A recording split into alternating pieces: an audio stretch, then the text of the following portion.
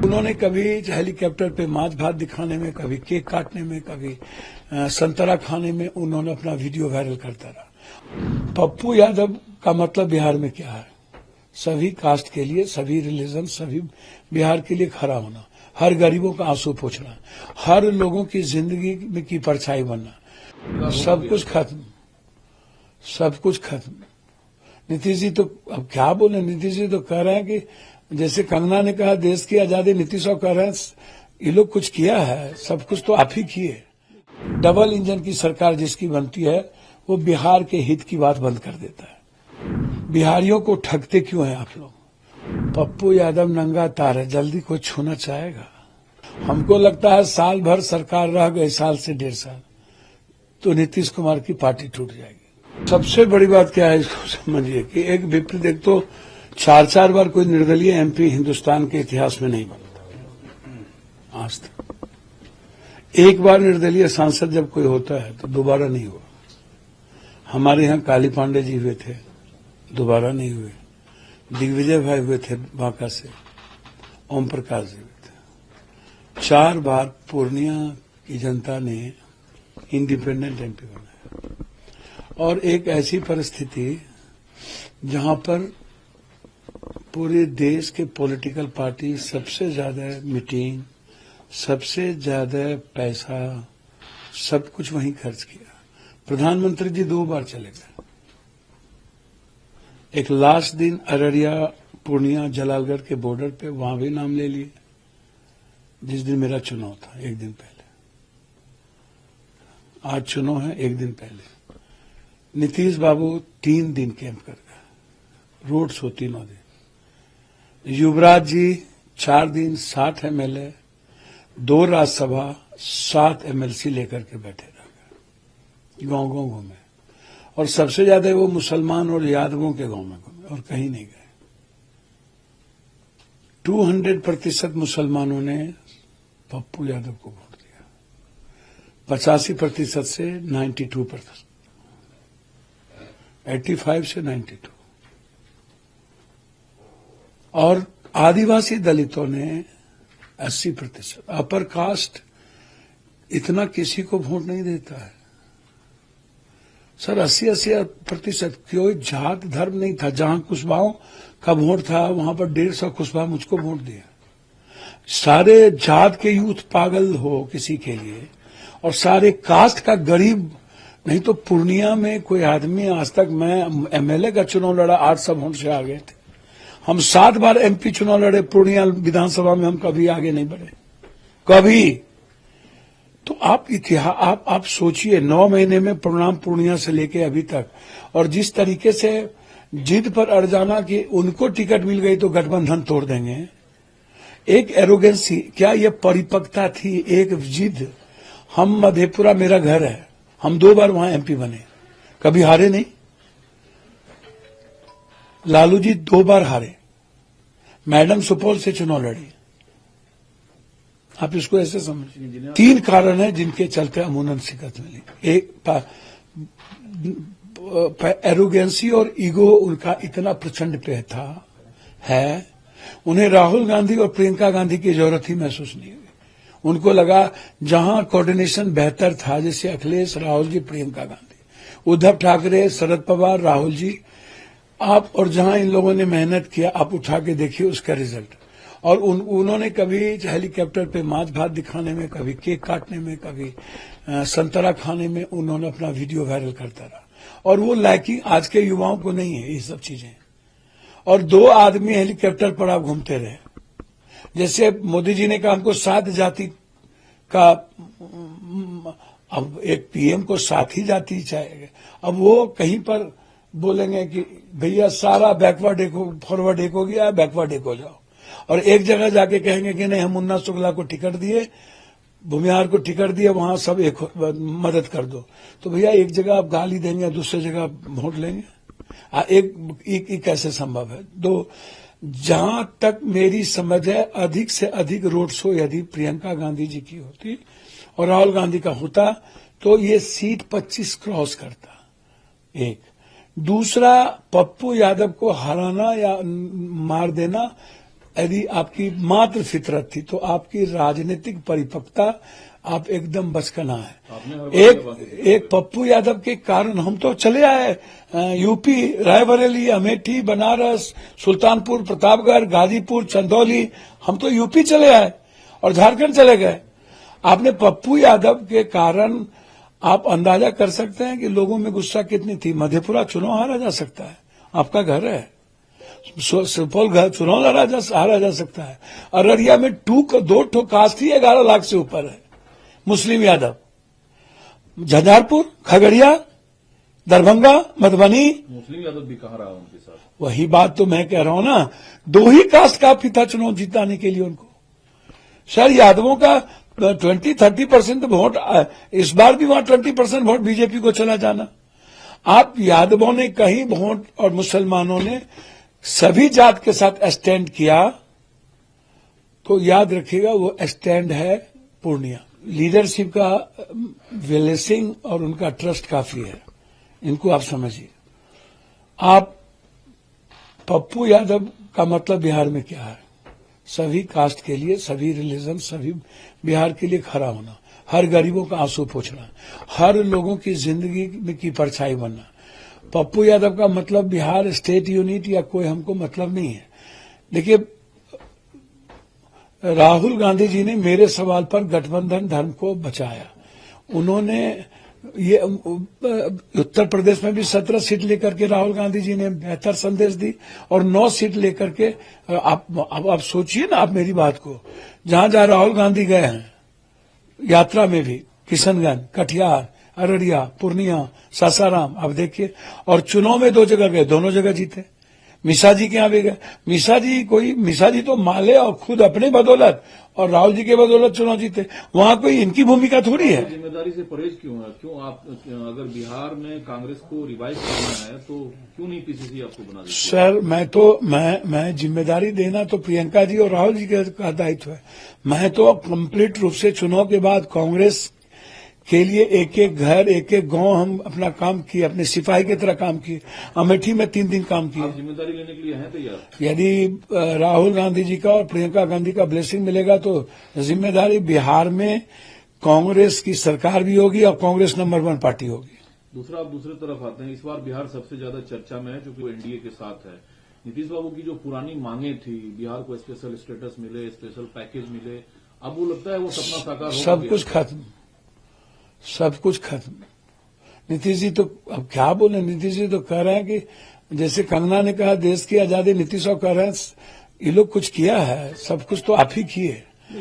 Sir मेरी बात सुनिए ना। पासवान जी की पार्टी जेडीयू के साथ, जीतन राम मांझी साहब एनडीए के साथ, बिहार की मांगे कैसे? नीतीश जी की 3 बात याद दिला देना चाहते हैं। नीतीश जी ने स्पष्ट रूप से कहा अग्निवीर हमको, हमें पसंद नहीं। तो पहले तो नीतीश जी अग्निवीर के बारे में बात कर ले।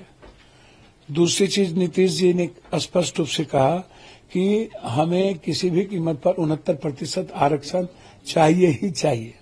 तो उन्होंने बनाया, कांग्रेस ने उस पर दबाव दिया। कांग्रेस के कारण 69% आरक्षण एसटी, एससी, ओबीसी को किया गया। तो क्या यहां करवा पाएंगे ऑल इंडिया में जो स्टेट में आरक्षण उन्होंने लागू किया? दूसरी चीज, जाति जनगणना, जो कहते हैं ड्रीम प्रोजेक्ट है मेरा, जो कांग्रेस की सबसे, क्या वो देश में जाति जनगणना करा पाएंगे? एक। दूसरी चीज, जब डबल इंजन की सरकार जिसकी बनती है वो बिहार के हित की बात बंद कर देता है। क्या नीतीश जी और चिराग जी जो फर्स्ट बिहार अभियारी, क्या विशेष राज, हाई डैम और विशेष पैकेज जो बंद फैक्ट्री है, ये तीनों मुद्दों के लिए क्या आपने मंत्रिमंडल में जाने के पहले कोई बातचीत की? क्या आपको सहमति मिली? क्या बिहार को विशेष राज्य का दर्जा मिलेगा? तो फिर बिहारियों को ठगते क्यों हैं आप लोग?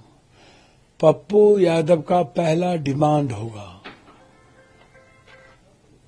पहला विशेष राज्य, विशेष पैकेज, कोसी, सीमांचल, मिथिलांचल की आजादी, बाढ़ से मुक्ति के लिए हाई डैम हर कीमत पर, और पूर्णिया में हाईकोर्ट बेंच, उपराजधानी और एयरपोर्ट। मांगों के साथ आप बीजेपी में चले जाइए, आपकी मोदी जी से तो जान पहचान है। 2019 के चुनाव से सर, पहले वो आपसे मिले थे पार्लियामेंट में। प्रधानमंत्री जी से एक बार नहीं मिले हैं, 10 बार मिले हैं।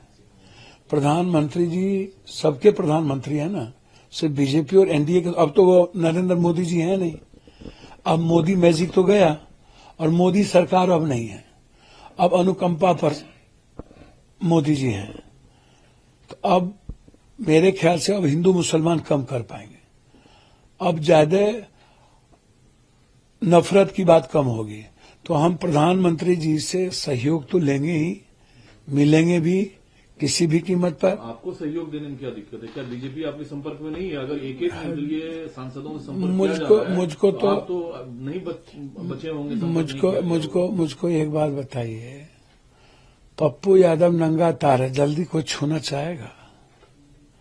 हम और लोगों की तरह डरपोक थोड़ी हैं, और या हम और लोगों की तरह बाप दादा नहीं करते हैं।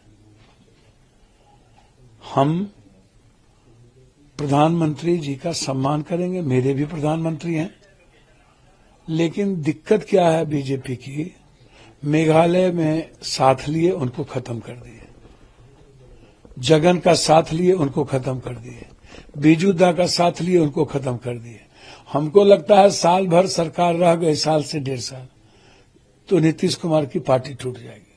अब लिख लेना, अब देख लेना, सिर्फ चंद्राबाबू नायडू बचेंगे, 2-1 वाला सब टूटेगा और सब बीजेपी ज्वाइन आपसे करेगा। संपर्क किया गया नहीं किया गया? अच्छा, हमको कोई संपर्क किया अभी तक? आपके पास दुनिया में कोई खबर नहीं होगी कि पप्पू यादव को कोई संपर्क करेगा? आपसे कांग्रेस पार्टी के टॉप के 2-3 लोगों ने संपर्क किया, कांग्रेस पार्टी ना, तो उसी तरह बीजेपी की तरफ से भी संपर्क किया गया। भैया कांग्रेस तो है, तय तो कांग्रेस को करना है। अब कांग्रेस तेजस्वी यादव जी को फिर से उनके कहने पर पप्पू यादव को बिहार में यदि सामने न ला पाए, तो आप खुलकर कह भी तो नहीं पाते हैं कि बिहार में चलिए आप जात पात की बात नहीं करते हैं, लेकिन जिस यादव एमओए समीकरण नहीं, वो तेजस्वी जी बताते नहीं, हैं। नहीं, नहीं, आप नहीं, खुलकर नहीं। कहिए कि अब आप हैं जिसमें सर, मैं यूथ और गरीबों के बीच हूं कि जात का यूथ हूं? आप हमको बता दीजिए। मेरी कोई कास्ट इमेज है, मेरा कोई रिलीजन इमेज है? आप हमको ये बताइए। कोरोना में कोई कास्ट था, हम मर भी सकते थे। बाढ़ में कोई कास्ट था, मर भी सकते थे। जब मेरा कोई कास्ट नहीं है तो छोड़िए ना। नीतीश जी की आलोचना भी आप करते हैं। केसी त्यागी जी को आपने सुना, उन्होंने दावा किया कि इंडिया ब्लॉक ने संपर्क किया नीतीश जी को प्रधानमंत्री बनाने को। हम आलोचना कहा नीतीश जी कर, हमारे बड़े भाई हैं नीतीश जी। तो प्रधानमंत्री पद का और ऑफर दिया गया था। भैया हमको तो समझ में नहीं आता है किसने दिया, कहाँ दिया। रिकॉर्ड है हमारे पास, प्रूफ है हमारे पास। तो भैया प्रूफ देने में क्या दिक्कत है हमको?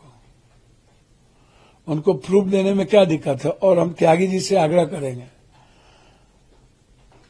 एक बार, ये बिना कनगोजर, आप बहुत बड़े भाई हैं, हमेशा हवा में नहीं चलिए।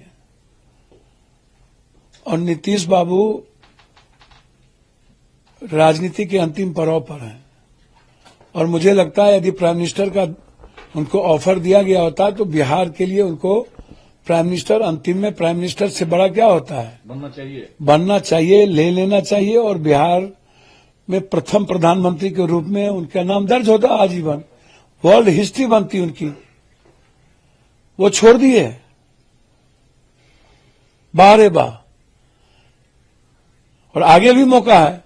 अभी क्या हुआ है? अभी भी वो सोचे। ऑफर आप दे दीजिए। हम क्या ऑफर दे दें भाई? हम ना 3 में ना 13 में, हम अपने कहीं कुछ नहीं है, हम क्या ऑफर दे दें? ऑफर देना ही इंडिया गठबंधन को है। इंडिया के हम प्रवक्ता थोड़ी हैं, हम कैसे ऑफर कोई चीज दे सकते हैं? मैंने कहा यदि उनको ऑफर दिया गया था तो उन्हें यह अवसर बिहार के लिए नहीं छोड़ना चाहिए था।